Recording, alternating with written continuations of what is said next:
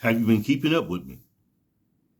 So now at this point, I know you've heard people say that the Confederate War was not about freeing slavery, and it wasn't. It was about a transference of wealth. You see, a lot of the Confederate people, man, I told you, they had a banking system that was already set up. And that banking system, it had a lot of gold and silver.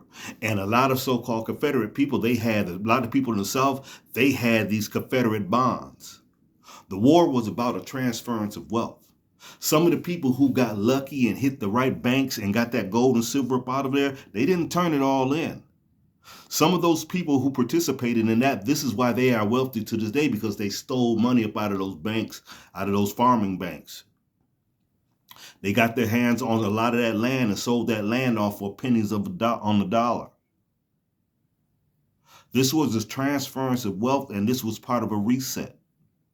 Now, the Civil War, it started in 1861, August of 1861, something like that. Now, as soon as the Civil War was over in 1865, I think like March of 1865, the first thing they did was they created these Jim Crow laws. Now, these Jim Crow laws made these newly poor people, these newly black people who have became poor people because they took their wealth and put them in a situation where laws were being forced against them so that they could not fight back against the system. You was not allowed to organize, and you was not allowed to even mention anything about taking someone to court trying to get back the land that was already taken away from you. They took away all of your legal rights, and they took away all of our legal standing because because they had transferred the wealth. Now you have some people, they had moved into our old beautiful homes. They had took over some of our land. So a lot of us, we began to migrate. But we started encountering the same problems because this thing that they call Jim Crow, in order for Jim Crow to function, they had to create a culture which people would participate in making this Jim Crow thing. Now, Jim Crow, at the same time while Jim Crow was created, there was a new entity that was coming into existence, and it was called the police. Now, they were using the police. If you tried to go back to one of the banks to where you knew your money was at, and then he would throw you out, be like, no, I ain't got nothing for you. Police, come get this guy. They were disenfranchising us. They were dismantling us as a people because they took our wealth. They took everything that belonged to us on this land. And then a lot of the know-nothing people, they helped participate in them taking stuff away from us. Now, I'm not trying to say that we were victims, but in a sense, I have to say that. Because if there was no such things as victims, the word would not exist. And when you have a group of people who organize to overpower and to cheat, create a system of cheating that doesn't allow you to have fair treatment, that's making a victim of the people. I'm not ashamed of that. You know what I'm saying? I kind of wish we'd have fought a little bit harder, but we didn't.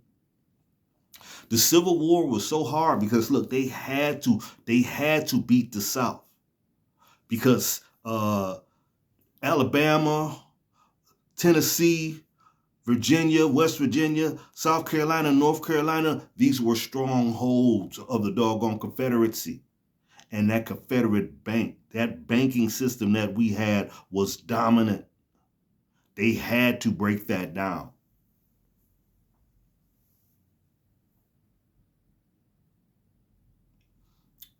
This is a mess that we're in. This is why I keep saying the doors of Ellis Island need to be reopened because they sent a lot of these know-nothing people over here because they knew that these know-nothing people had nothing. And it was easy for them to control them because these know-nothing people had less education. Now, here's the thing, just to add to that. Prior to 1877, if I'm not mistaken, because everything was happening in so close of time, prior to 1877, there was no such thing as whitey people. White was only a status.